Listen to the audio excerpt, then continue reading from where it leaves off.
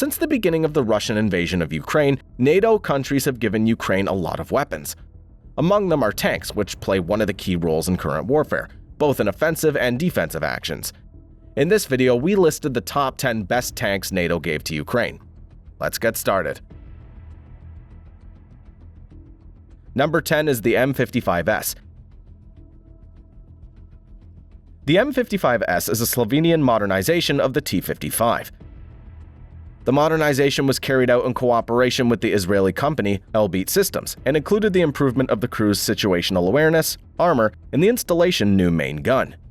However, despite all the improvements, the M55S does not meet today's battlefield requirements. However, an important piece of information is that the vehicle is equipped with a developed by the Slovenian company Fotona fire control system, as well as stabilized sights for both the gunner and the commander. Unfortunately, the tank was not equipped with any thermal imaging camera. The armor was enhanced by the installation of explosive reactive armor, which is the Israeli Super Blazer or its earlier version. In addition, the Ukrainians decided to strengthen the sides of the vehicle by installing blocks of Contact 1 explosive reactive armor. A nice touch is also the Leopard 1A system, which warns the crew when the tank's targeted by the enemy's laser designators and laser rangefinders.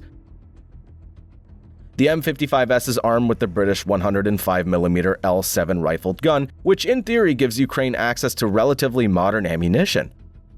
However, they'll probably have to use what Slovenia will give them, or what will be given to them with Leopard 1 tanks, which I'll discuss in a moment.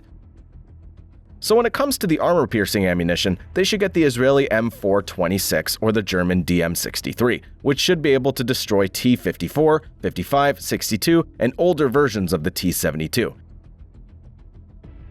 In total, only 30 tanks were modernized between 1997 and 1999. However, only 28 of them survived until September 2022, when they were handed over to Ukraine by Slovenia in exchange for 40 trucks from Germany.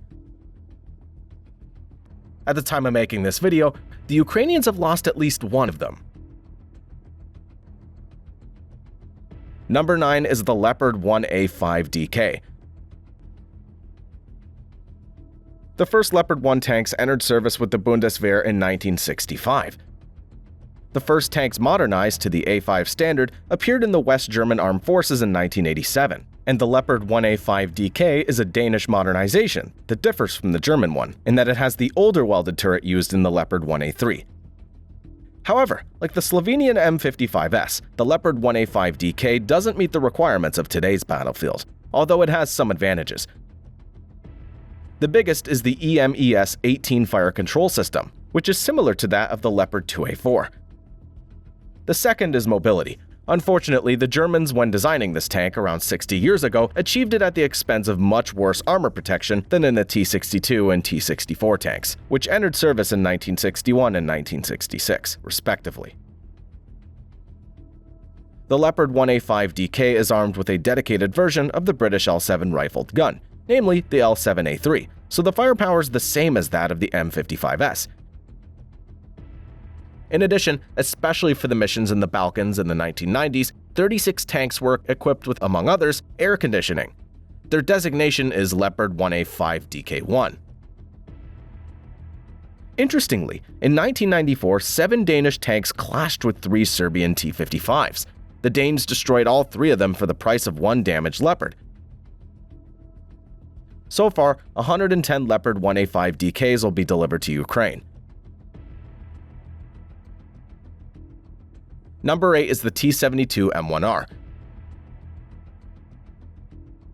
The first modernized T-72 M1s to the M1R standard were delivered to the Polish Armed Forces in December 2019. This tank was meant to be a temporary solution until the introduction of new tanks selected in the Vilk program. Modifications, apart from restoring some of the stored vehicles to service to equip the tank battalion being part of the newly formed 19th Mechanized Brigade, were primarily aimed at improving the situational awareness of the crew on the battlefield. To accomplish that, the communication equipment's been changed. In addition, the driver and commander received new passive sights, and the gunner, a periscopic thermal aiming sight equipped with a third-generation KLW-1 Asteria thermal imaging camera. Interestingly, the modification did not provide any improvement in armor. This was done by the Ukrainians who installed ERA blocks on the front and sides of the vehicle. So far, Poland has provided Ukraine with at least 81 T-72 M1Rs. At the time of making this video, the Ukrainians lost at least 4 of them. Number 7 is the T-72 EA. The T-72 EA is a modification of the T-72M and M1 tanks developed by the Czech company Excalibur Army. As in the T-72 M1R, the modernization included improving situational awareness and the effectiveness of the crew on the battlefield. For this purpose, the tank was equipped with new communication equipment and a new passive observation and sighting device. But unlike the T-72 M1R, the power of the T-72 EA's engine was increased from 780 to 840 horsepower. Also, the armor was improved by equipping the vehicle with Contact 1 explosive reactive armor, which significantly improved the protection against anti-tank weapons, which use heat warheads. Unfortunately, as in the case of the T-72 M1R and the PT-91, which will be discussed in a moment, the main armament's not been changed. It means that the T-72 EA cannot use modern armor-piercing ammunition. That would allow it for an equal fight against the latest Russian tanks. In total, 91 T-72 EAs will be delivered to Ukraine, of which 90 were funded by the Netherlands and the USA. It's worth noting that one of them was funded from the money raised in the public collection, in which the Czechs managed to gather over 1.5 million euros. So far, the Ukrainians have lost 2 T-72 EA tanks. Number 6 is the PT-91. At the time of its introduction into service, it was one of the best upgrades for the T-72 tank in the world. The modernization to the PT-91 standard included, among others, equipping vehicles with the Polish Rawa 1 and 2 explosive reactive armor. It's worth pointing out that during the tests, the Rawa 2 mounted on the frontal armor of the PT-91 turned out to be resistant to the tandem heat warhead of the Panzerfaust 3 IT-600. The modernization also included the installation of the Obra laser warning system and the Drava or Drava T fire control systems. Most tanks were equipped with the latter.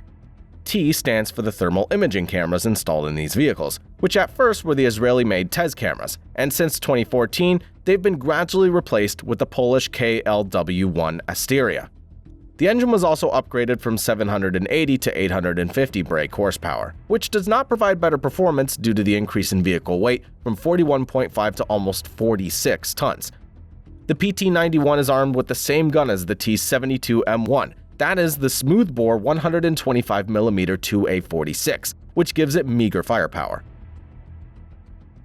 A total of 232 tanks entered service in Poland between 1995 and 2002. So far, at least 61 of them have been donated to Ukraine. At the time of making this video, the Ukrainians have lost at least one of them. Number 5 is the Leopard 2A4. Production of the Leopard 2A4 began in 1985. It covered both the production of new vehicles and the modernization of older tanks to the standard. A total of 2,950 such tanks were produced for Germany, the Netherlands, and Switzerland. Weighing just over 55 tons, it's powered by a 1,500 horsepower engine, which gives it excellent mobility. The power-to-weight ratio is 27.2 horsepower per ton. For comparison, the most numerous Ukrainian tank, which is the T-64BV, has this ratio at 16.5 horsepower per ton. And the best Russian tank used in Ukraine, the T-90M, 23.5 horsepower per ton. Interestingly, the Leopard's reversing speed's just over 30 km per hour, and that of the T-64, 72, T-80, and 90 tanks from 4 to 10 km per hour. In addition, the 2A4's fire control system's still not bad. The gunner has at his disposal the dual magnification stabilized primary sight, equipped with a first-generation thermal imaging camera, and the ability to automatically track the target. In turn, the commander, unlike in most Russian tanks, has at his disposal the dual magnification stabilized observation and targeting device. But that's where the advantages end, as it doesn't have a night vision mode.